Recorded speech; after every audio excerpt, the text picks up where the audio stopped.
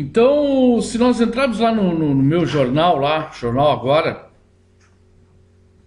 fazendo propaganda deles aqui, eu vou ganhar uma assinatura.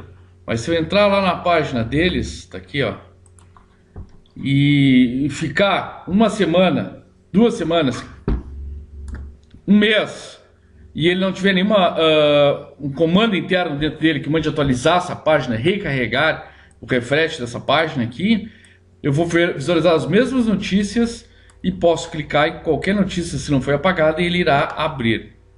O que eu quero dizer com isso? Eu quero dizer que o nosso protocolo HTTP, o nosso navegador, servidor, ele é o que a gente chama de stateless. Ele não tem o estado, não existe nenhum tipo de monitoramento, nenhuma...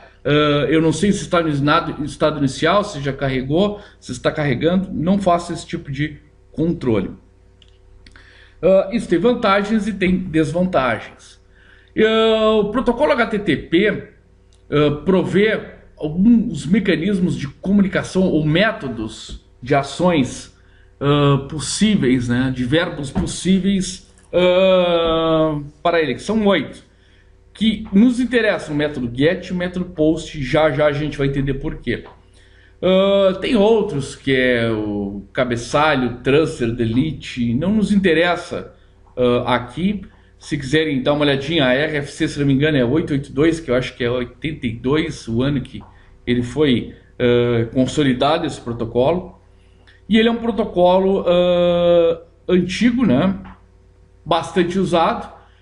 E ele vai, como a gente já falou, deixar de ficar em uso ou ter que ser modificado, né? A tendência é que o HTTPS substitua o HTTP. Bom,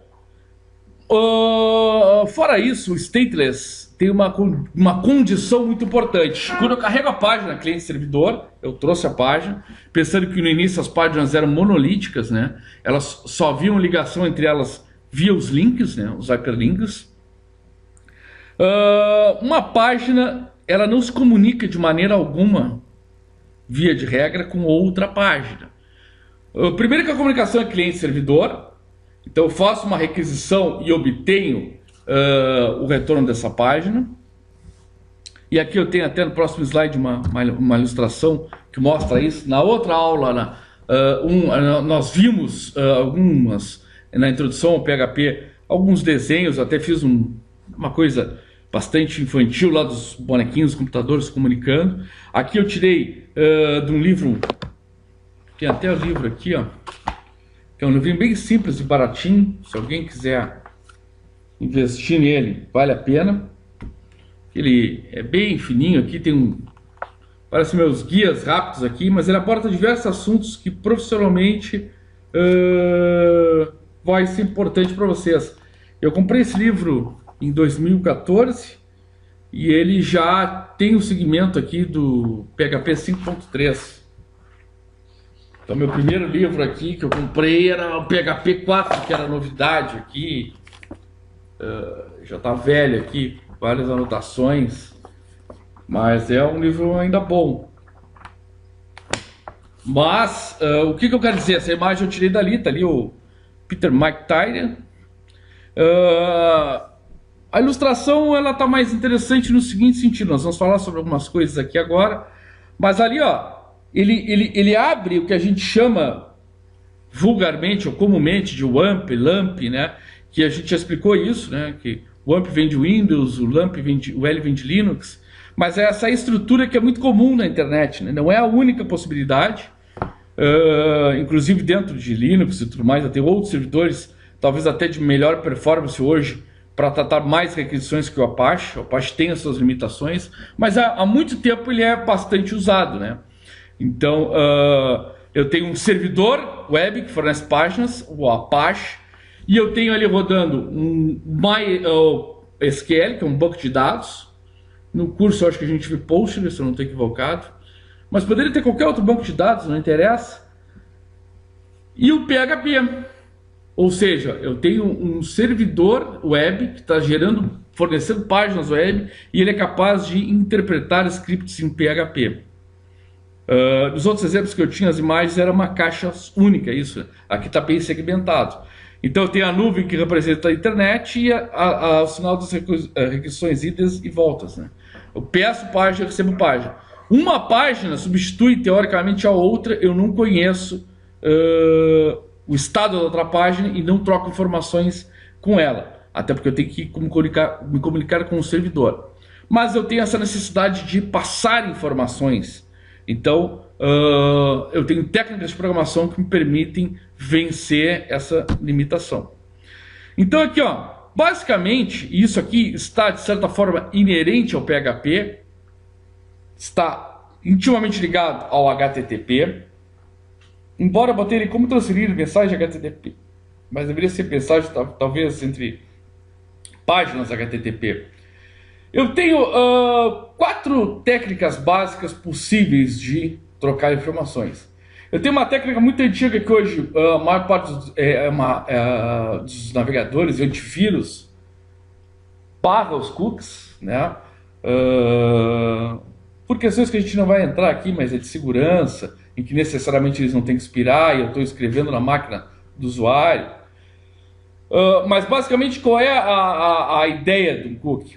Eu tenho um arquivo, como se fosse um swap, uma área de troca, em que eu gravo coisas ali e é possível de recuperar coisas ali. Embora não esteja verdadeiramente, eu estou respeitando o stateless, eu posso fazer que uma página grave uma informação que vá ser útil ou possa ser consultada e até alterada por uma outra página. O Session, a ideia é extremamente similar, mas ele guarda as informações no meu servidor e não na minha estação. Então ele é mais seguro, é bastante usado.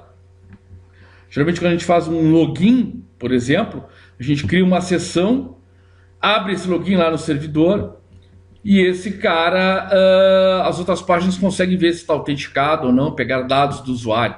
Quando a gente entra lá na Americanas da vida, qualquer site de comércio, já tenho até ideia aqui para mim começar a cobrar merchandising aqui, para usar nas aulas aqui os sites. Eu vou lá e logo toda a página me diz: olá Marcelo, tudo bem? Você... Como é que ele faz isso? Ele está empurrando essa informação possivelmente através de um Session, né? Está disponível para todas as páginas daquele site meus dados que eu fiz a autenticação lá. E aí a gente não vai entrar no mérito, mas o Session pode ser copiado no servidor, pode gerar problemas, mas aí eu tenho que confiar no servidor que eu estou usando, né? Mas nada é infalível quando se fala em internet, né? E eu tenho aqui que são efetivamente, ó, por isso que eu vou ter que devia ser entre talvez o cabeçalho, como transferir mensagem entre páginas, né? O método get e o post são efetivamente implementados pelo HTTP, assim como o head e outros, os outros 8 métodos no total, né? Na verdade são 6 mais o get e post. Mas são 2 técnicas ou maneiras ou possibilidades de fazer essa troca de informações, empurrar a informação para uma outra página que é implementada e suportada pelo HTTP. Na nossa imagem aqui, eu já antecipei aqui, né? A gente já viu ela. Falamos aqui sobre sessões. Aqui está bem explicadinho, por isso que eu resolvi usar essa imagem. Ó. Sessões ficam no âmbito do servidor e o cookie, que não tem nada a ver com bolachinha aqui. Eu me lembro que eu li, porque tem coisas que tem nomes que não tem absolutamente nada a ver, né? Como o próprio spam, né? Que é presunto lá, uma marca que ninguém gostava lá, né? Então, coisas da cultura da internet. Cookie não tem nada a ver com a bolachinha, é um arquivo similar ao Session, mas fica na estação. Mais inseguro, e hoje não é uma prática e provavelmente os navegadores nem permitem, né? Eles não permitem por default, tem que ir lá e habilitar se eu quiser. Um exemplo aqui do servidor, não sabemos se é Linux ou Windows, mas LAMP ou WAMP, né? A parte PHP mais QL, mais o sistema que estiver rodando aqui. Bom, vamos falar aqui, ó. Nós não vamos falar nesse momento em Session e Cookie, isso vai ficar mais para o final da disciplina. Nós temos que ter um domínio um pouco melhor do PHP para trabalhar com essas técnicas de programação, mas a gente vai ter uma aulinha sobre isso. Nós vamos focar hoje no método get e método post. Nós temos lá já disponível no Moodle o materialzinho da aula 2, considerando essa aqui como aula 2, e tem várias informações sobre get e post, e aqui tem um resumo travando possibilidades e impossibilidades do get e post. Então, vamos parar aqui um pouquinho a apresentação, pessoal. E vamos aqui dar uma olhadinha no materialzinho que está lá no Moodle. Bem sucinto, como geralmente a gente faz. Aqui tem um exemplo de fórmula que a gente já vai olhar. Mas eu quero mostrar aqui, ó. Está didaticamente colocado aqui, ó, motivos, como funciona um get, como funciona um post. E ali na apresentação eu não quis compilar esse tipo de informação aqui, ó. Mas basicamente o get é uma maneira, né, de passar dados através do que a gente chama de URL. Né? O URL é a abreviação de Uniform Resource Locator, que é o nosso www lá, é isso aqui no nosso navegador aqui, ó. Isso aqui é o URL, né? Então como é que ele faz? Ele coloca os dados que eu quero, as variáveis que eu quero trocar, separada por pontos de interrogação, ó. Então eu formo um link, uma URL, em que eu digo as variáveis, o seu conteúdo e separo elas por um conjunto especial de caracteres, como ponto de interrogação e o e-comercial. Ó, variável conteúdo, separado por e-comercial, e entre uma variável e outra, ponto de interrogação. E aí a gente fala aqui sobre as vantagens detalhadamente.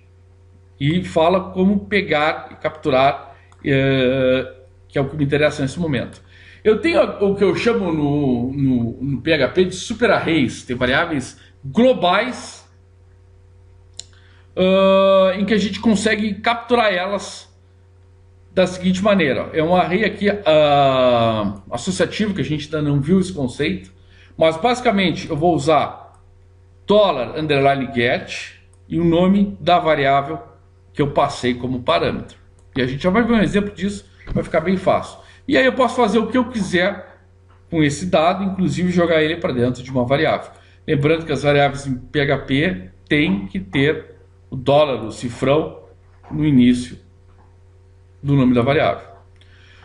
O método post, ele utiliza uma hora própria para passar os dados. Eu vou capturar os dados de uma maneira muito similar, como não poderia deixar de ser, já que é o mesmo array, eu tenho um método para pegar ele.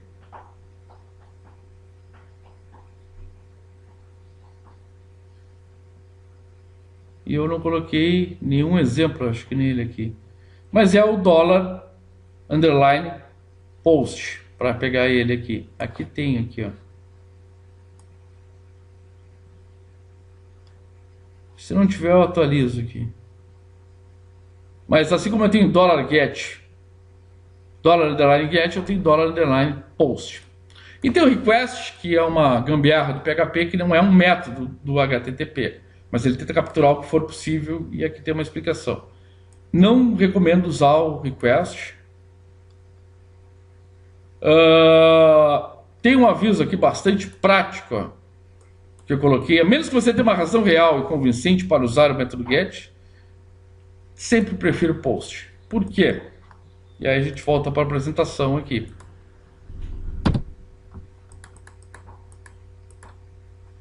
O método get, uma das possibilidades de vantagem é, como ele forma uma URL, eu posso salvar isso no bookmark, num favorito. Isso tem a sua vantagem. O usuário, se ele faz sempre o mesmo procedimento, ele já pode estar com as variáveis preenchidas. Imagine lá uma distribuidora aqui de produtos.